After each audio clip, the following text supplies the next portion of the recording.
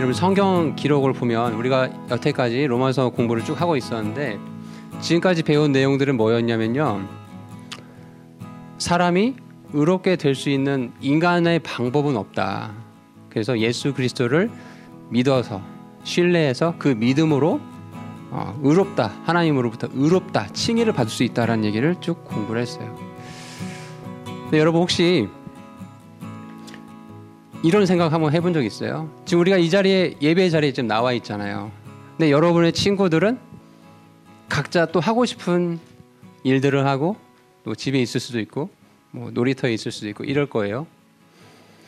근데 내가 지금 예수님의 사랑을 알고 구원받은 자로서 그 지식도 있고 마음의 믿음도 있어요. 이렇게 살아가는 거랑 그렇지 않은 친구들이 자기가 하고 싶은 거 하고 살아가는 거랑 도대체 무슨 차이가 있을까?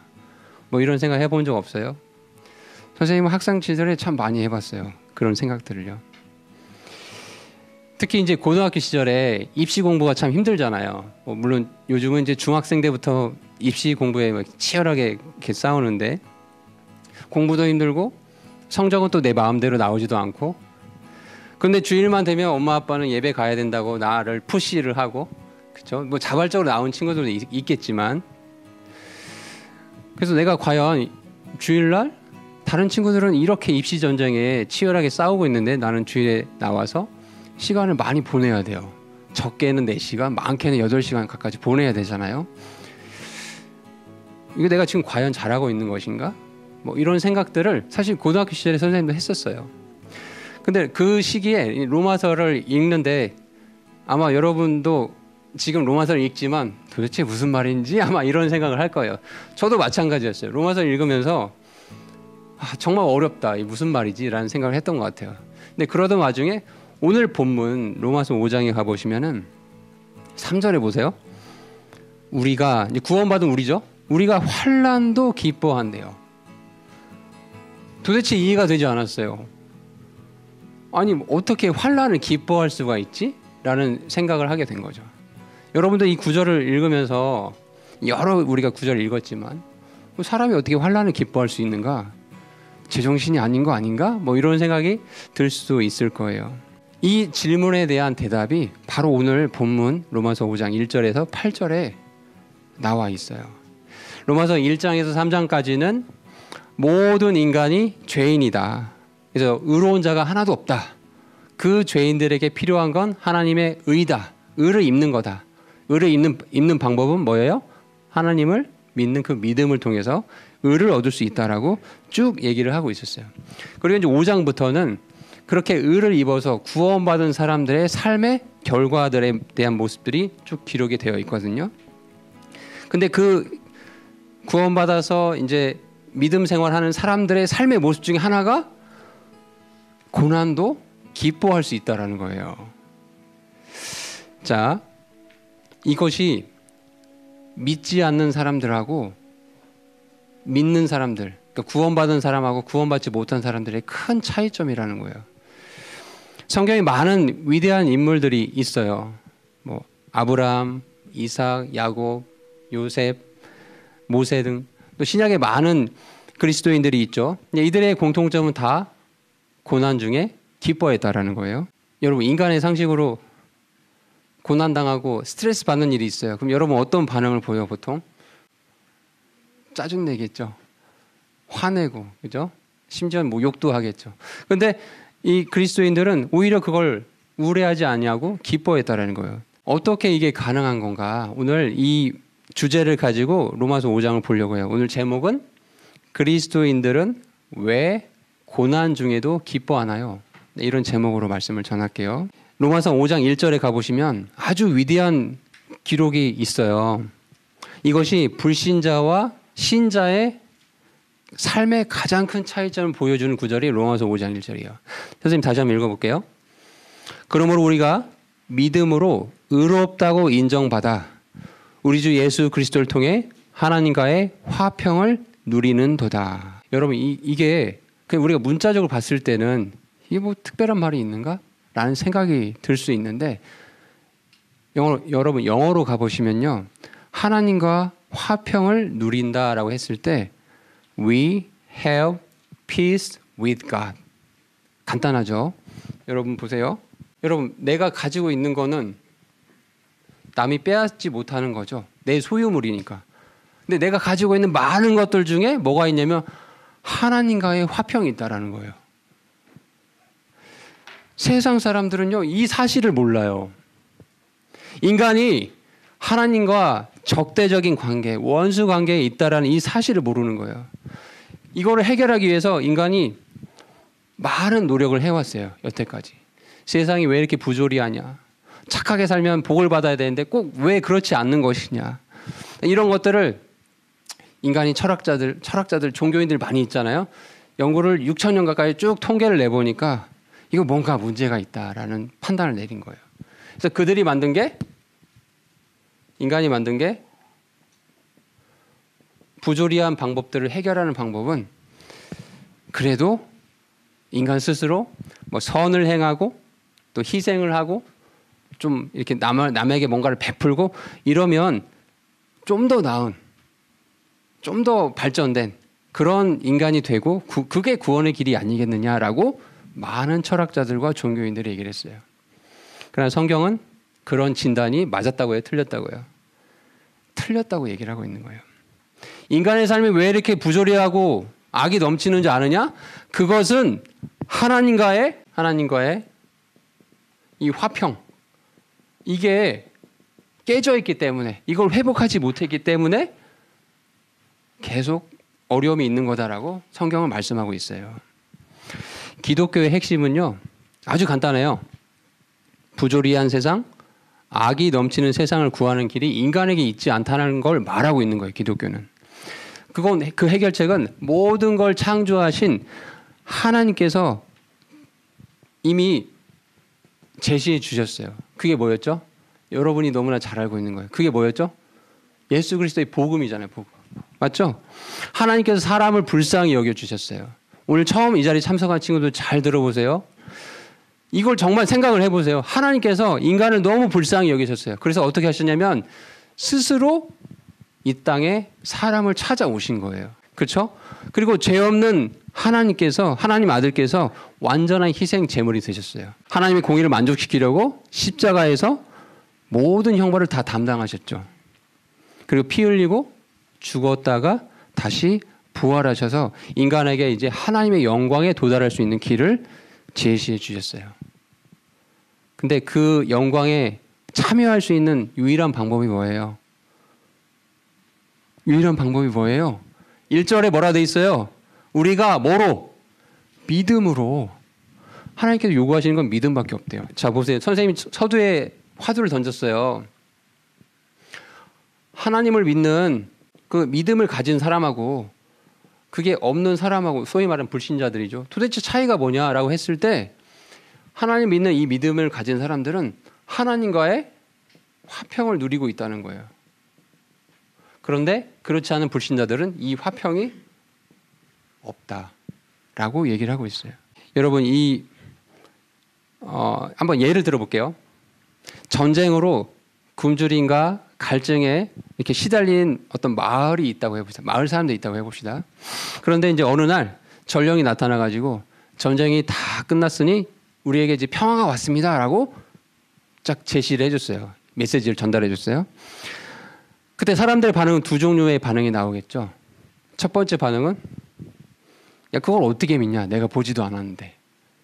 라고 하면서 계속 불안에 떨면서 자기 나름대로의 그 살 궁리를 찾겠죠. 바로 그게 어떤 사람들이에요? 이런 사람들이에요. 믿지 않는 거예요. 내가 보지 않았다고 했기 때문에. 그러나 또 다른 부류는 아, 그래? 그럼 내가 화평하게 평안하게 지내야겠다라는 사람이 있겠죠. 이 두 사람의 큰 차이점, 변화의 차이점은 뭡니까? 단지 그냥 마음이 달라졌을 뿐이죠. 이 소식, 복음의 소식, 하나님과 화평을 누릴 수 있는 예수 그리스도의 복음의 소식을 접하기 전엔 다 동일한 사람들이었어요. 근데 그 복음의 소식을 전달받았을 때 그것을 받아들인 사람은 자기가 직접 싸우지도 않았어요. 적군과. 적들이 항복한다는 걸 보지도 못했지만 전쟁이 끝났다라는 그 복음 메시지를 믿는 순간에 화평이 찾아온 거예요.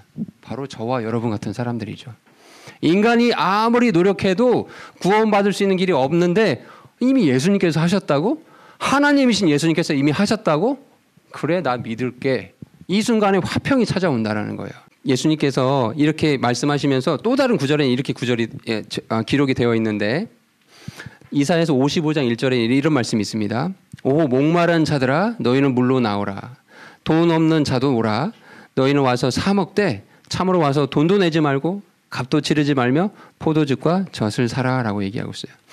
이 세상에 화평을 누리지 못하는 사람들에게 진리가 무엇인지 헤매는 사람들에게 그 괴로워하는 사람들에게 하나님께서는 단지 와서 마셔라는 거예요. 이 물을 진리의 물을 와서 마셔라고 말씀하고 계세요. 자, 그러면 이제 이 다음에 3절 4절부터 좀 설명을 할게요.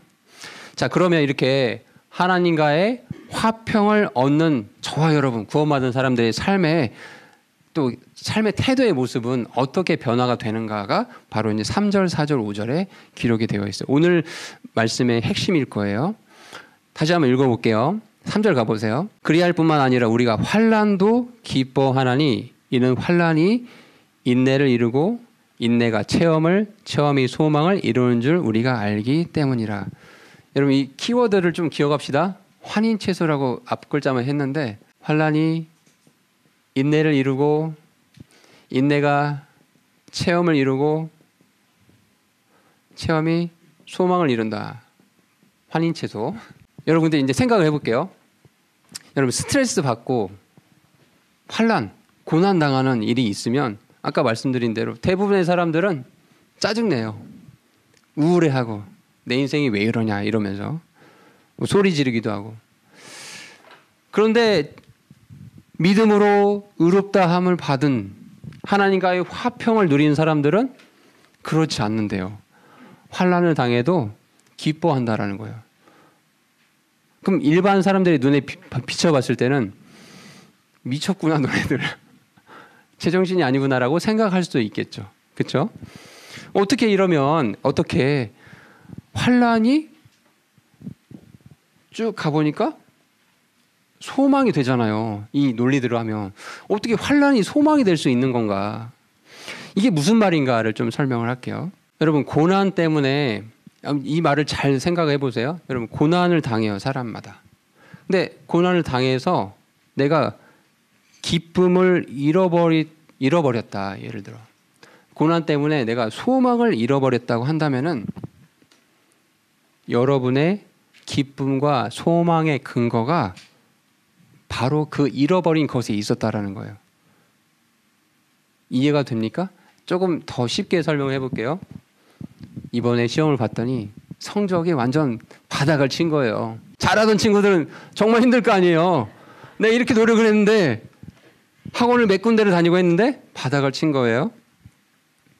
또 내 외모가 거울만 볼 때마다 거울을 막 깨고 싶어요. 또 건강에 아픔이 있는 친구들이 있을 수 있고 또 가정 불화가 있는 친구들이 있을 거예요.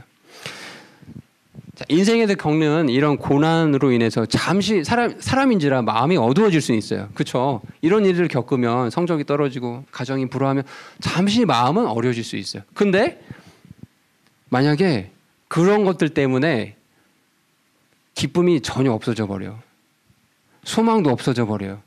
심지어 믿음을 저버린다? 그렇다고 한다면은 저와 여러분이 갖고 있는 믿음이 도대체 뭔지를 한번 점검할 필요가 있다는 거예요. 그러므로 이 하나님과의 화평을 누린 이 구원받은 자들은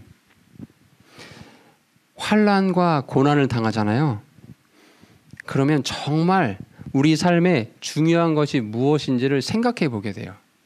다른 사람처럼 기쁨을 잃어버리고 소망을 버려버리고 심지어 믿음을 저버리는 것이 아니라 이 고난을 통해서 환난을 통해서 영원한 것이 무엇인지 영원하지 않는 것이 무엇인지 이런 것들을 또 생각을 해보게 돼요. 내 삶의 우선순위가 무엇인지를 생각을 해보게 돼요. 어떤 사람이요? 하나님과 화평을 누린 믿음의 사람은 그렇다라는 거예요. 그러니까 이렇지 않으면은 환난과 고난이 여러분의 삶에 아무 유익이 없어요. 그냥 또 하나 스트레스 받는 일이 생겼구나라고 그냥 이렇게 돼버릴 거예요. 자, 그러면 그 환난과 인내를 통해서 체험이 되는 과정, 또 이 부분도 설명을 할게요. 그러니까 하나님께서 허락하신 환난과 고난을 이런 것들 생각하면서 내가 하나님을 정말 추구하고 있었나? 내가 세상 것을 추구하고 있는 건 아니었나? 영원한 것은 무엇이었나? 영원하지 않는 것은 무엇이었나? 이런 것들을 생각하면서 고난 당했을 때 나 자신을 돌아보고 그 환난을 잘 인내하면은 그것이 이제 나의 체험이 된다라는 거예요. 체험. 이것은 달리 말해서 단련된 성품으로 그것이 변화가 돼요. 그냥 성품이 아니라 단련된 성품으로 변화가 돼요. 그러니까 시험을 거쳐서 하나님께서 인정받은 성품이 된다라는 거죠. 많은 사람들은 고난을 당하면은 이거 어떻게 하면 빨리 이것을 벗어날 수 있지? 그 해결책을 찾느라 바쁘거든요. 그런데 하나님과의 화평을 누린 사람, 이 환난을 통해서 그걸 인내하면서 하나님의 음성을 듣고자 하는 사람들은 이렇게 생각을 해요. 하나님께서 이 일을 나에게 허락하신 이유가 무엇일까? 하나님께서 이 일을 통해서 나에게 말씀하시고자 하는 내용은 무엇일까? 이 일을 통해서 하나님께서 어떻게 영광을 받으실까를 생각한다라는 거예요. 이 사고방식이 아주 중요합니다. 잘 기억을 하셨으면 좋겠어요.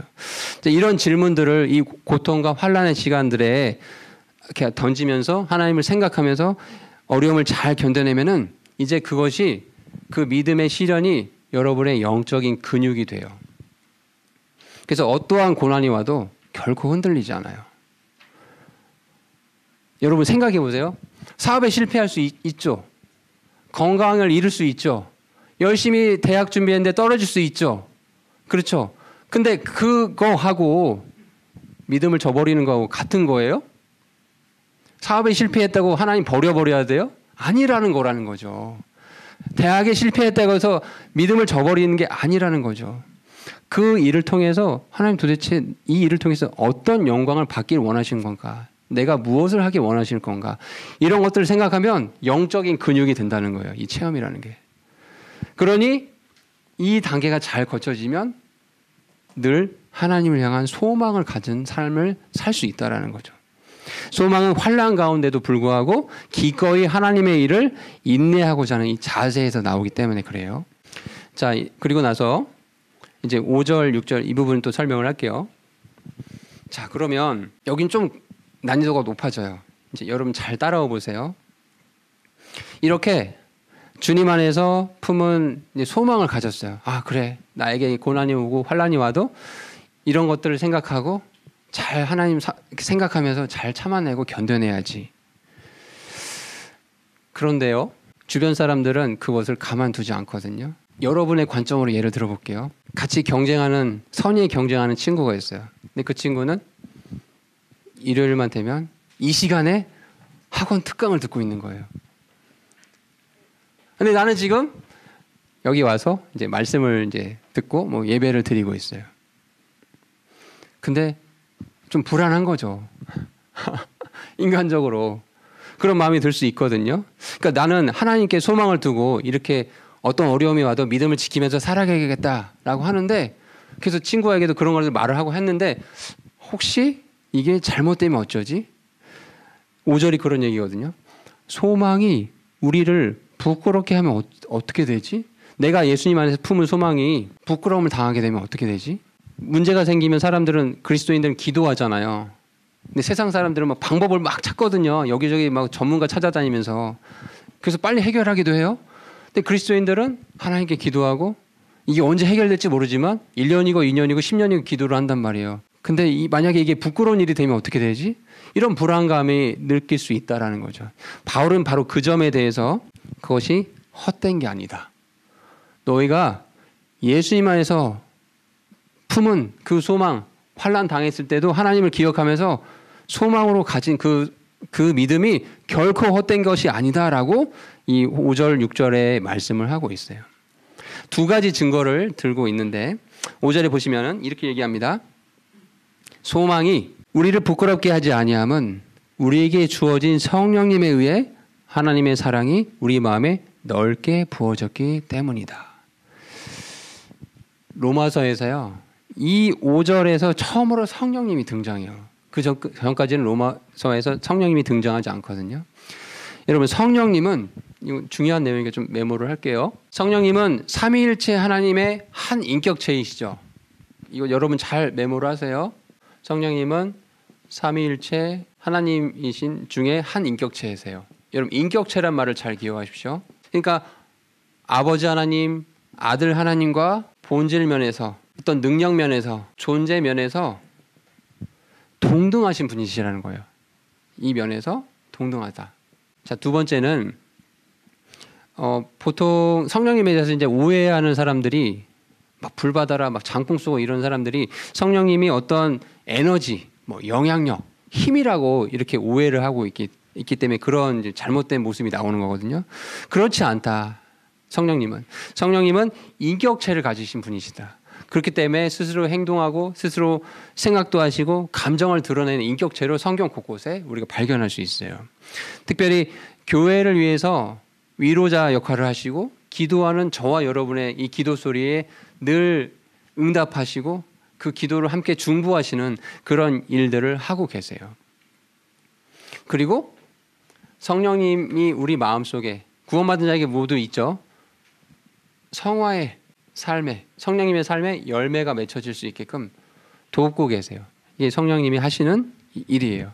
그러니까 5절 말씀을 다시 보면 우리가 주님 안에서 품은 소망이 부끄럽지 않게 누가 해주시냐? 성령님이 해주신다는 거예요. 5절 말씀에서.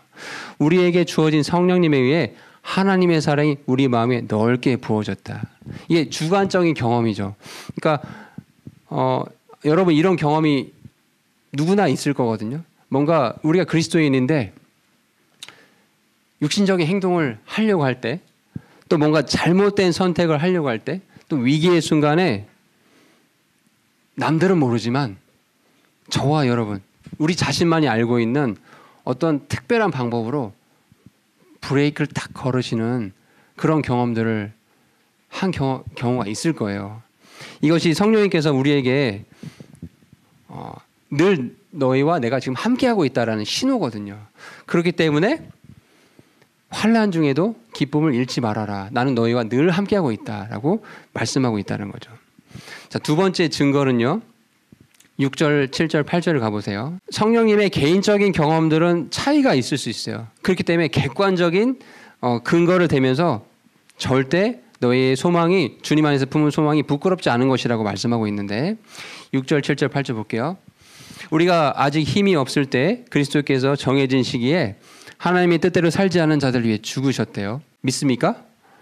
의로운 사람을 위해 죽으려는 자가 거의 없죠. 그렇죠? 또 선한 사람을 위해 감히 죽으려는 자가 혹시 있을 수도 있어요. 그런데 8절이 아주 핵심이죠. 우리가 아직 죄인이었을 때 그리스도께서 우리를 위해 죽으심으로써 하나님께서 우리를 향한 자신의 사랑을 당당히 제시해 주셨다. 성령님의 주관적인 경험은 다 다를 수 있어요. 그러다 보니까 환난과 고난이 올 때 쉽게 넘어지기도 하고 믿음을 잘 지키기도 해요. 그런 주관적인 경험들은요. 그러나 그거에 관계없이 객관적인 증거 8절에 우리가 아직 죄인이었을 때 우리의 믿음 상태, 불신자였다가 다시 예수님을 믿기도 하고 믿은 이후에도 흔들리기도 하고 그러는데 신경 쓰지 말아라. 그리스도께서 우리를 위해 죽으셨고 바로 그것은 하나님께서 우리를 향한 사랑을 당당히 제시해 주셨기 때문에 이 정도 스케일의 하나님이면 너희가 갖고 있는 소망이 결코 부끄러움 당할 일이 아니다라는 걸 말씀하고 있다라는 거죠. 하나님의 스케일은 어때요? 하나님의 스케일은 우리가 아직 죄인 되었을 때. 여러분, 죄인들의 하나님을 향해서 어떤 행동들을 하죠? 하나님이 어딨냐? 내가 최고지. 내 지성을 믿어야지. 이 과학기술 시대에 무슨 이 고리타분한 몇천 년 전의 책을 믿고 있냐? 이렇게 자기의 합리성, 뭐 자기의 지식 이런 것들을 자랑하고 조롱하고 함에도 불구하고 그거에 관계없이 하나님은 자기 자신을 그들을 위해서 내어 주셨다라는 거예요. 이 정도 사랑의 스케일이면 소망을 부끄러워할 필요가 없죠. 우리가 주님 안에서 품은 소망을 부끄러워할 필요가 전혀 없겠죠. 바로 그 얘기를 지금 이 말씀에서 지금 하고 있는 겁니다. 자, 이제 마무리를 하면서 좀 이 얘기를 좀 하고 싶어요. 하나님의 사랑을 좀 객관적으로 믿지 못하겠다라고 말하는 사람들이 있어요. 불신자들은 당연히 그러겠죠. 그리고 믿는 사람들 가운데서도 좀 믿음이 이렇게 약해졌을 때 그걸 잘 믿지 못하는 종교인들이 있어요. 이거는 여러분 친구들하고 대화할 때도 한번 잘 적용해 보시면 좋겠어요. 예를 들어 볼게요. 12척의 신에겐 12척의 배가 있으면 이런 말 들어봤죠. 이 배를 가지고 전쟁에서 이제 승리했다. 자, 이 내용하고요.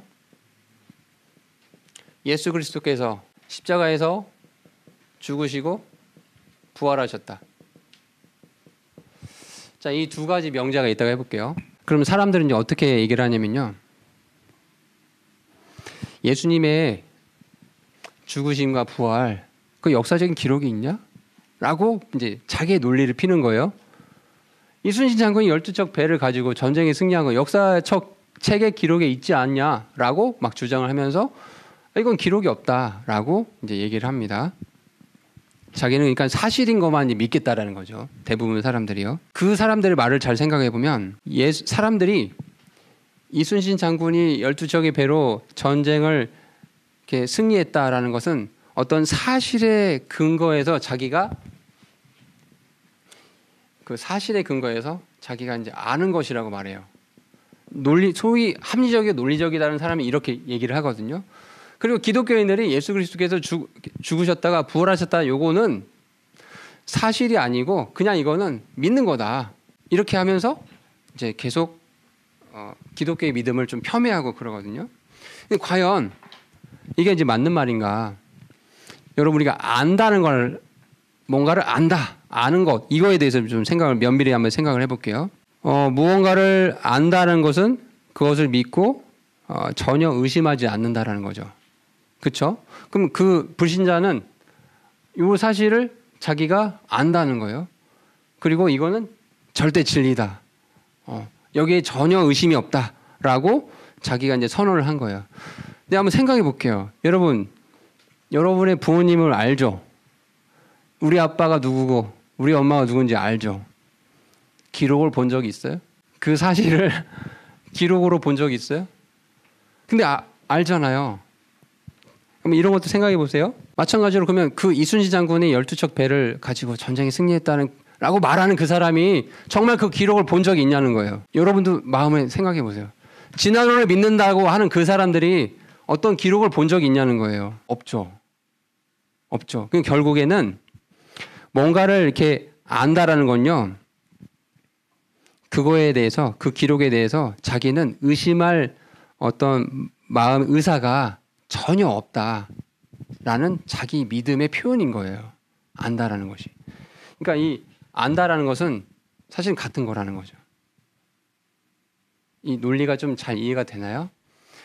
그러니까 왜 사람들이 예수님께서 우리 인류의 죄를 위해서 십자가에서 죽으시고 부활하셨다라는 이 사실을 믿지 못하느냐? 그것은 우리가 성경 기록을 보고 말을 하는 거잖아요. 불신자들에게. 그렇지 않아요? 복음을 전할 때 뭘 가지고 얘기해요? 뭐 증거가 있어요? 성경 기록 가지고 말을 하는 거잖아요. 그 사람들에게. 근데 이 성경 기록을 믿고 싶지 않은 자기의 고집이라는 거죠. 그렇죠. 자, 이런 것들을 이제 생각하면서 우리가 이제 로마서 5장 공부를 쭉 해봤는데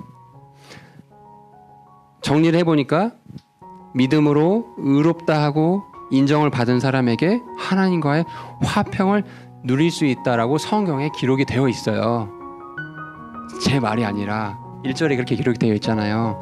여러분 그러면 이 기록을 정말 믿어요? 정말 믿어요? 또 3절에 가보니까 우리가 환난도 기뻐할 수 있대요. 왜? 환난이 인내를 이루고 인내가 체험이 소망을 이루는 줄 우리가 알기 때문에 이 사실을 이 기록을 정말 믿어요? 8절에 우리가 아직 죄인 되었을 때 그리스도께서 우리를 위해 죽으심으로써 하나님께서 우리를 향한 자신의 사랑을 당당히 제시하셨다. 예수님께서 십자가에서 못 박혀 죽으신 거 본 적 있어요? 그 역사의 기록을 본 적 있어요? 그럼에도 불구하고 이 성경 기록을 믿냐는 거예요. 결국에 우리가 로마서 공부를 계속 하겠지만 하나님의 사랑, 또 성경 기록에 대한 확신, 이것이 가장 중요한 것 같아요. 오늘 제목이 아까 왜 그리스도인들은 환난 가운데서 기뻐합니까? 이런 제목을 달았지만 소주제는 이 아는 것과 믿는 것에 대한 얘기가 이렇게 섞여 있는 거거든요. 여러분, 고난도 환난도 기뻐하는 믿음을 가진 우리가 되면 좋겠어요. 그렇게 하려면요, 가장 밑바탕에 뭐가 있어야 되냐면 성경 기록에 대한 믿음과 확신이 있어야 돼요. 그래서 고난이 올 때, 환난이 올 때 로마서 5장을 피는 거예요. 하나님, 환난도 기뻐할 수 있는 믿음을 주십시오 라고 기도하는 거예요. 저는 이 성경 기록의 확신을 신뢰합니다 라고 하면서요. 그럼 우리 믿음의 사람들이 되면 좋겠습니다.